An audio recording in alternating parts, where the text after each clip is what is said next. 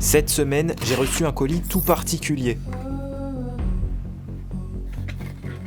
C'est le tout dernier Raspberry Pi 5, une carte incroyablement pratique pour tout un tas de projets électroniques. Apparemment, ce modèle est jusqu'à 3 fois plus puissant que le Raspberry Pi 4. Je suis donc assez curieux de ce qu'on peut faire avec. Est-ce que c'est maintenant suffisant pour émuler toutes les anciennes consoles ou bien est-ce que ça peut carrément remplacer un PC de bureau? C'est le revendeur officiel en France Cubi.fr qui me l'a envoyé. Je les remercie et je vous laisserai un lien en description. Bon. J'ai envie de tenter un truc avec ce nouveau Raspberry. Ok, il est plus puissant que les autres versions et on pourrait l'utiliser pour un tas de projets. Mais ce qui m'intéresse particulièrement sur ce coup, c'est l'émulation de jeux. J'ai envie de le pousser à fond pour voir s'il peut supporter des jeux PS3 ou Xbox 360. Ça serait vraiment cool au vu du prix et de la taille de cette carte. Mais pour ça, on va devoir faire plusieurs choses. Déjà sur ce modèle, on a un nouveau port PCI Express. On va donc pouvoir brancher un SSD NVMe et ne pas être limité sur la bande passante et avoir une meilleure performance globale et moins de latence que les ports USB qu'on utilisait. D'après la description officielle, ça fonctionne en PCI Express 2.0, ce qui équivaut à 5 Go transfert par seconde, mais on peut le débrider pour que ça fonctionne sur du PCI Express 3.0, ce qui augmenterait la bande passante à 8 Go transfert par seconde. Donc on ne va pas se gêner, par contre il faudra faire attention sur le long terme, voir si c'est toujours fiable. Ensuite on va overclocker le GPU et le CPU pour avoir le max des performances, mais ça implique un refroidissement efficace pour pas que le Raspberry ne s'éteigne à cause de surchauffe, et ça peut aussi abîmer les composants. Pour ça, dans le kit que Cubi m'a envoyé, il y a un dissipateur qui va permettre de réguler cette température, mais je ne sais pas à quel point c'est efficace avec du overclocking, donc je vais quand même fabriquer un water cooling pour comparer. Le water cooling implique d'avoir par contre une pompe, un ventilateur, un radiateur et puis un réservoir. Et puisque le Raspberry lui prend très peu de place, le but va être de condenser au maximum ce montage pour avoir une sorte de mini PC. Ça implique aussi de revoir le dimensionnement de l'alimentation car on va brancher plus de trucs. Je ne vous le cache pas, un projet carrément overkill, mais sur lequel on va apprendre beaucoup, j'en suis sûr. C'est parti.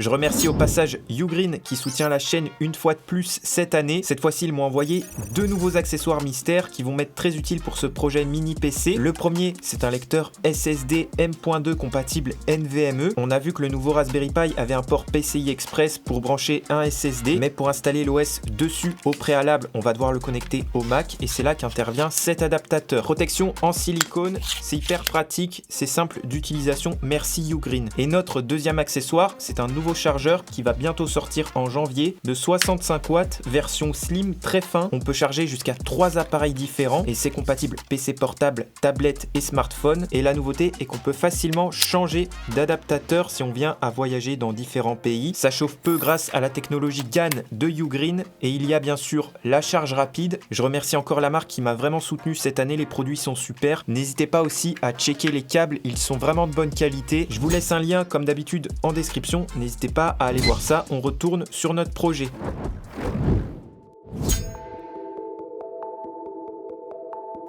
Pour commencer, je vais faire attention de bien connecter le ventilo du Raspberry et puis pour faire mes tests, je vais le mettre dans sa coque originale. On branche un câble HDMI et puis je vais l'alimenter avec mon nouveau chargeur Ugreen qui peut fournir du 5 volts 3 ampères. Et puis on va mettre sous tension. Une fois Raspberry Pi OS de lancer, on arrive sur le bureau et franchement c'est super fluide, on a vraiment l'impression d'être sur un vrai PC. Je crois que c'est du 60 Hz 1080p. Première chose que je vous conseille de faire si vous aussi vous êtes sur cette interface, c'est d'installer Pi Apps qui va nous permettre d'installer rapidement des applications très utiles. Pour faire ça, je vous conseille d'aller sur le GitHub officiel, de descendre jusqu'à avoir les installations, vous copiez cette ligne de commande et vous la collez dans le terminal ici et ça va installer Pi Apps directement. Je vais donc pouvoir exécuter Pi Apps et puis la première chose que je vais faire, c'est installer dans le système management le système monitoring center. Je l'ai déjà fait pour que ça aille plus vite. Je vais venir l'ouvrir dans outils système, centre de surveillance et ça va me donner toutes les bonnes informations liées au CPU et surtout au capteur de température. Ici, on est pour l'instant à 60 degrés. Deuxième application à télécharger qui est vraiment intéressante, c'est dans les tools, on va installer Geekbench 5. Ça va permettre de faire un benchmark et de voir où se situe le Raspberry Pi 5. Donc pour le faire, je vais aller sur mon terminal, je vais taper un sudo Geekbench 5, puis entrée. Voilà, ça va prendre quelques minutes pour faire un benchmark. Voilà, c'est terminé. De ce que j'ai vu, on a eu un pic aux alentours des 80 degrés sur le CPU. Donc c'est globalement assez stable. L'idéal, ça serait de tourner autour des 70 degrés. On est déjà pas mal. Il faut que j'aille sur le navigateur, je crois. Voilà, les résultats sont ici. Donc 598 en single core et 1548 en multicore. On va pouvoir comparer déjà avec le Raspberry Pi 4 et surtout avec l'overclocking et puis les dissipateurs thermiques et le water cooling. On va voir si ça va améliorer ce score. Pour l'instant, j'ai voulu quand même essayer de lancer un jeu, voir ce que ça donnait. J'avais Super Mario 64 de disponible. Bah, c'est super fluide hein, pour l'instant, rien à dire. Ça rappelle des souvenirs. On va maintenant overclocker le CPU et le GPU pour espérer avoir de meilleures performances. Pour ça, pas très compliqué, j'ai récupéré la carte SD du Raspberry, je l'ai branchée dans mon Mac pour accéder au dossier boot de la carte SD. À l'intérieur, il y a un fichier config.txt. Je vais l'ouvrir.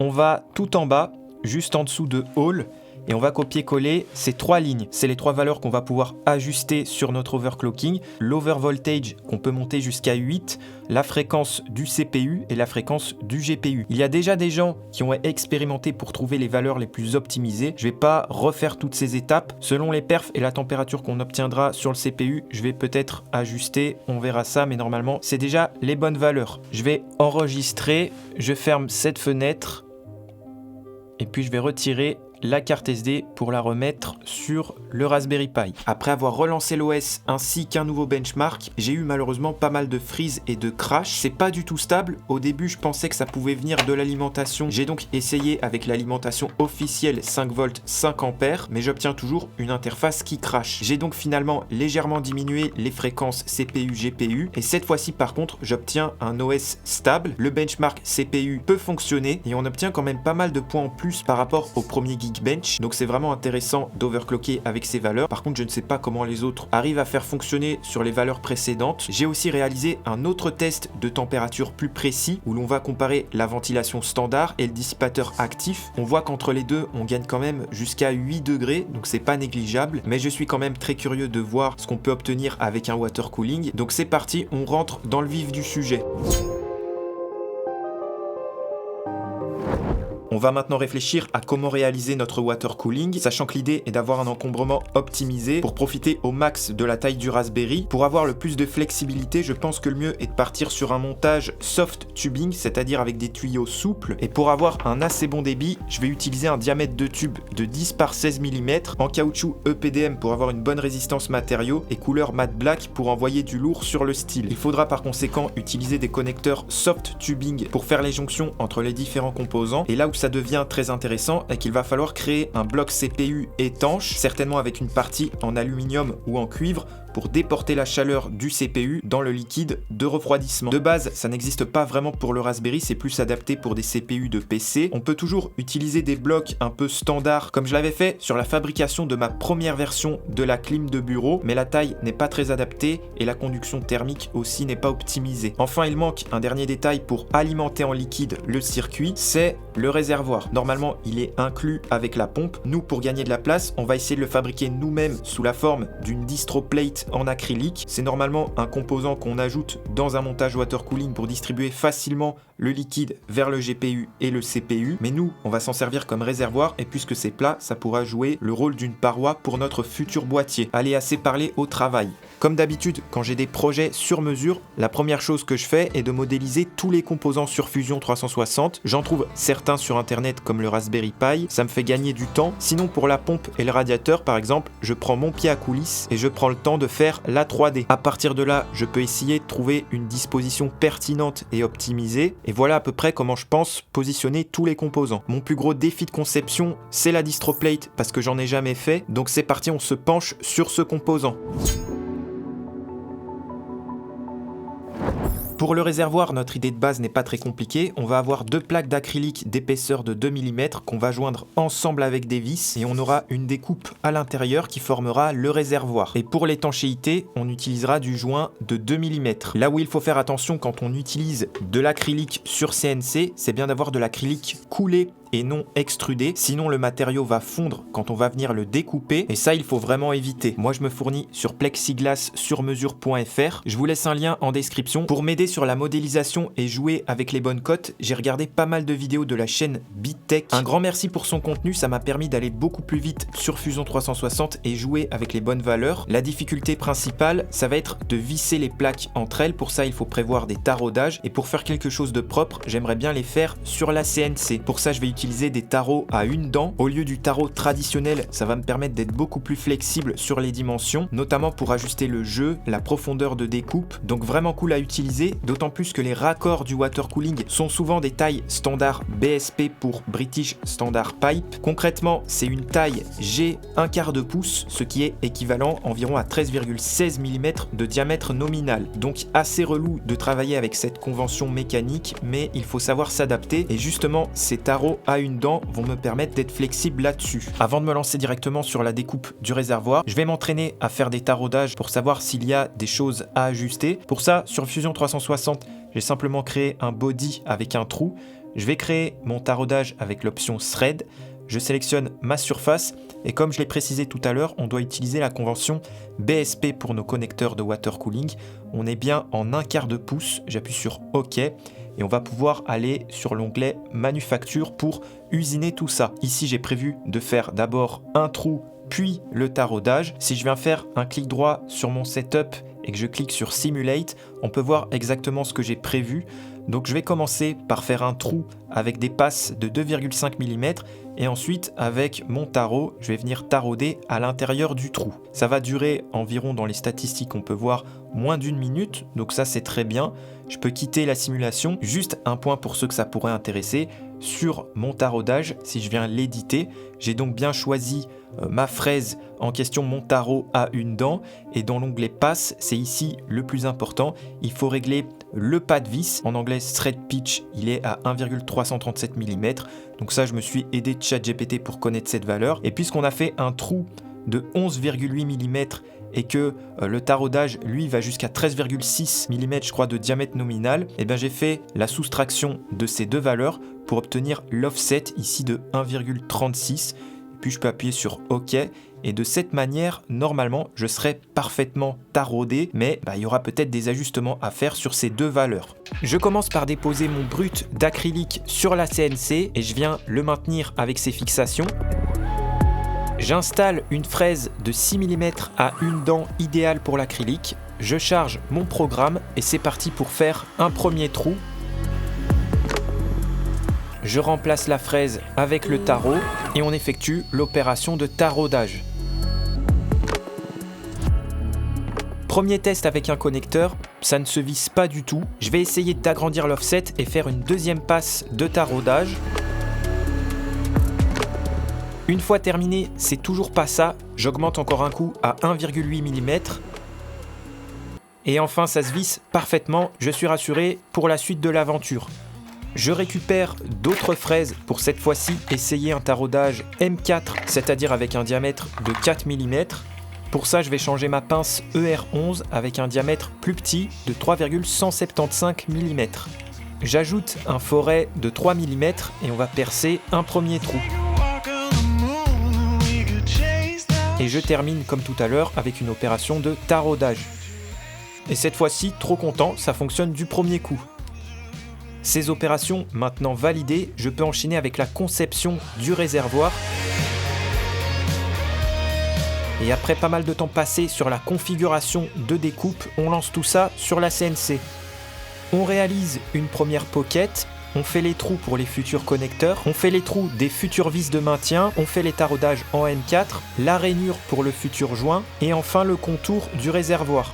Je récupère ma découpe avec une scie japonaise, je peux maintenant tarauder les trous des connecteurs de l'autre côté et je perce quelques autres trous pour ajouter d'autres vis de maintien. Et on termine sur un autre bloc d'acrylique avec des chanfreins au niveau des trous. Je nettoie mes pièces avec la scie japonaise pour enlever les morceaux de maintien. On enlève l'adhésif de protection. Malheureusement, les vis M4 ne rentrent pas parfaitement sur le bloc supérieur, donc je repasse un petit coup et cette fois-ci ça devrait être bon. Je suis super content des résultats des découpes, je vais essayer de les visser. et ça fonctionne super bien. On a un magnifique réservoir. On va maintenant s'occuper du joint d'étanchéité. C'est un joint de 2 mm en nitrile que j'ai acheté sur eBay. C'est légèrement élastique et je vais utiliser une pince qu'on utilise pour normalement couper du tube PTFE pour faire des découpes bien droites. Je repère la bonne distance à couper. Je fais une petite marque. Et puis j'ai l'impression qu'on est plutôt pas mal sur ce coup. On ajoute un peu de colle forte et on essaye d'aligner les deux morceaux. Là malheureusement je me suis complètement raté, donc je les refais en off plus proprement. Je l'ajoute ensuite dans la rainure de mon bloc acrylique. Je referme la partie supérieure avec les vis. Et on peut vérifier qu'on a bien travaillé si on aperçoit un petit espace entre les deux parties. Ici c'est le cas et on va pouvoir serrer fermement toutes les vis jusqu'à aplatir complètement le joint. Je récupère ce bouchon qui va me permettre de fermer le réservoir pour tester s'il n'y a pas de fuite. Donc j'en ajoute un premier tout en haut, j'en ajoute un deuxième sur le bas. Et sur le troisième trou, je vais brancher cette pompe adaptée au connecteur G1/4 pouce. Je comprime et malheureusement il y a des fuites, donc je vérifie que j'ai bien serré mon montage. Au niveau de la pompe, pas de fuite et je me suis rendu compte que j'avais juste mal connecté le connecteur. Et cette fois-ci, j'ai de la pression, je monte à 0,6 bar. 10 minutes plus tard, je vérifie ma pression qui est descendue de 0,02 bar, ce qui est à peu près normal sur des petits volumes comme celui-là. Donc je considère qu'il n'y a pas de fuite. On va s'occuper maintenant du bloc CPU qui va permettre d'extraire la chaleur via conduction thermique. Pour ça, je vais m'appuyer sur ce qui existe déjà, à savoir ce dissipateur actif. Je vais reprendre les dimensions de la base usinée pour la reproduire sur Fusion 360. De base, on a une épaisseur de 1,5 mm. J'ai volontairement augmenté à 2 mm pour notre version, car il ne faut pas oublier de prévoir une rainure pour le joint d'étanchéité avec une profondeur de 1,3 mm. En termes de matériaux, ici, on est sur de l'alu. Nous, on va utiliser du cuivre car la conductivité thermique est meilleure et pour optimiser ce transfert de chaleur, l'astuce c'est d'augmenter la surface exposée au liquide de refroidissement. C'est pour ça qu'on a des petites ailettes sur ce dissipateur. Nous ce qu'on peut faire c'est de creuser dans la matière et former des rainures dans le sens de l'écoulement. Je ne sais pas si ça sera très significatif mais puisqu'on peut le faire, autant le prévoir pour l'usinage. Avant de me lancer directement sur la découpe du cuivre, j'imprime une version en PLA sur ma Bambu Lab A1. Ça me permettra de vérifier les dimensions. La conception me semble à la bonne taille, je valide les dimensions, on passe sur le cuivre.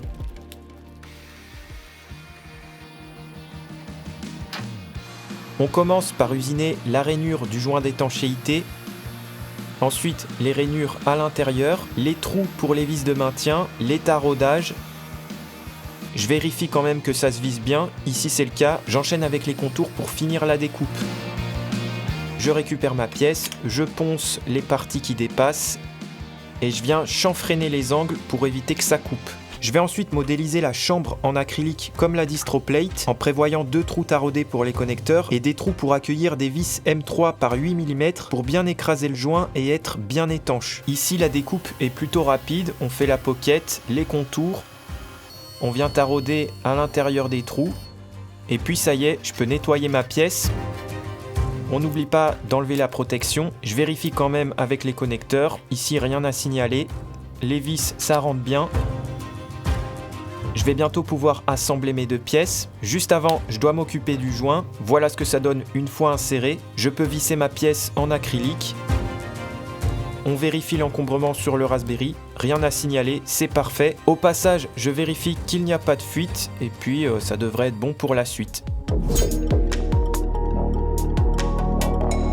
Étant donné qu'on doit alimenter en plus du Raspberry une pompe et un ventilo, ça nécessite de redimensionner l'alimentation. De base, le Raspberry vient avec un transfo 5 volts 5 ampères et peut donc fournir jusqu'à 25 watts. D'ailleurs, entre parenthèses, le Raspberry Pi lui fonctionnera au maximum aux alentours des 12 watts, mais ça permet d'avoir une marge déjà de sécurité et ensuite pour les futurs accessoires qu'on peut potentiellement brancher comme un SSD, etc. Le ventilateur et la pompe eux fonctionnent en 12 volts, mais ils ont besoin de beaucoup moins de courant que le Raspberry. Donc je préfère repartir partir d'une alimentation 5 volts qu'on va venir booster en 12 volts avec un convertisseur DC-DC plutôt que de faire l'inverse, c'est-à-dire partir du 12 volts pour aller au 5 volts, car en faisant ces conversions, en général, on perd pas mal en courant et là, c'est le Raspberry qui en a le plus besoin. Donc l'idéal, si on fait les calculs théoriques de dimensionnement, c'est-à-dire additionner tous les besoins en courant, on arriverait sur une alim surdimensionnée de 5 volts 8 ampères. Moi, j'ai du 5 volts 10 ampères sous la main, donc ça sera entièrement suffisant. Pour avoir quelque chose de propre au niveau des connectiques de l'alimentation et redistribuer les tensions à chacun des éléments, je vais sur le logiciel Easy EDA pour faire rapidement un schéma qui fait intervenir le convertisseur 5 volts 12 volts ainsi que des connectiques adaptés à mon alimentation de départ. Ça me permettra d'avoir une carte PCB pour avoir un montage bien propre sur l'assemblage du mini PC. Concrètement, comment ça se passe sur mon layout PCB? J'ai donc une première connectique femelle ici en entrée pour mon alimentation. Le 5 volts est en ligne directe ensuite avec une connectique USB-A. Ça me permettra de brancher facilement le Raspberry Pi avec un câble USB-A, USB-C. Et cette ligne directe est aussi redistribuée via une connectique Vago pour potentiellement brancher un bandeau LED, pourquoi pas. Et en sortie de connecteur 12 volts, j'ai également 2 Vago qui me permettront de brancher facilement la pompe et le ventilo. Si ce genre de conception PCB vous intéresse, je vous redirige vers une vidéo tuto que j'avais faite en plus sur ce logiciel qui est assez simple à prendre en main. Là où il faut faire attention sur notre montage, c'est qu'on va faire quand même passer pas mal d'électrons sur la partie 5 volts ici. Donc c'est important de dimensionner nos routes en fonction du courant qui va passer. Moi actuellement, j'ai dimensionné la route 5 volts sur du 2,6 mm de large. Donc ça c'est pas très compliqué, il y a juste à regarder des tableaux qui nous renseignent à ce sujet. Je passe ma commande sur JLC PCB et on se retrouve dans quelques semaines avec les PCB. Carte PCB bien reçue, je suis juste un peu triste que le port USB n'a pas pu être soudé à cause des pattes qui n'étaient pas assez longues pour être soudées sur le verso de la carte. C'est pas très grave, on va essayer de rectifier ça avec le fer à souder. Je commence par étamer les points de soudure, puis j'essaye de souder le connecteur directement, mais ça manque pas mal de solidité. Donc deuxième solution, j'ai essayé de plier les pattes pour pouvoir les insérer. Cette fois-ci, ça fonctionne, je peux les souder à partir du verso. Par contre, je n'arrive pas à redresser le port pour qu'il soit bien plat. Du coup, j'ai essayé de souder des pins, mais ça rentrait plus. Donc, dernière solution, j'ai soudé des câbles. Et cette fois-ci, ça fonctionne de cette manière. J'ajoute mon convertisseur, je soude les pattes. Et puis, je vais me connecter sur une des sorties pour régler le convertisseur pour avoir 12 volts en sortie. Et je vérifie qu'on a bien 5 volts sur le port USB, c'est tout bon.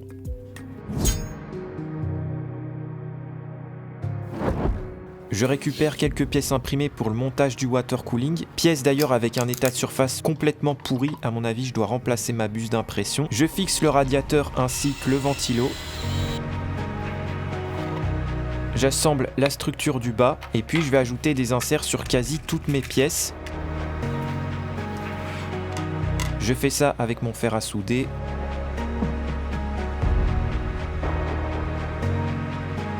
Je vais récupérer le scotch thermique du dissipateur actif pour le mettre sous mon bloc CPU et je récupère aussi les pins de maintien qui vont me permettre de fixer le bloc CPU au Raspberry. On fixe le tout à la structure du radiateur. J'ai ensuite essayé de fixer ma PCB, mais avec le câble USB, ça ne passe pas. Je commence à remarquer pas mal de fautes de conception. J'essaye quand même de tester la pompe. Et ça fonctionne, donc ça c'est bon. Je vais commencer par découper mes tubes au cutter et j'utilise de l'eau distillée pour mieux les emboîter dans les connecteurs water cooling car c'est pas évident de base. Et puis je vais faire un premier test avec ce petit morceau. J'essaye d'assembler ma structure et c'est vraiment pas simple et je me rends compte à quel point j'ai mal réfléchi ma conception. Certes, j'ai réfléchi pour optimiser l'encombrement, mais j'ai pas pris en compte la rigidité des tubes et j'ai l'impression que je vais devoir tout recommencer. Et c'est dommage parce que j'avais passé pas mal d'heures sur un super boîtier.